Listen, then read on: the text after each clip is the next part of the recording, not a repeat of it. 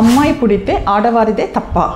నమస్తే, నేను మీ డాక్టర్ పద్మలత, యారాసి మాతృత్వ ఫర్టిలిటీ సెంటర్ ప్రొద్దుటూరు. అమ్మాయి పుడితే అందరూ కూడా తల్లినే నీకు అమ్మాయి పుట్టింది అని అందరూ టార్చర్ పెట్టేస్తుంటారనమాట. ఇది ఎంతవరకు కరెక్ట్ ఇప్పుడు మనం చూద్దాం.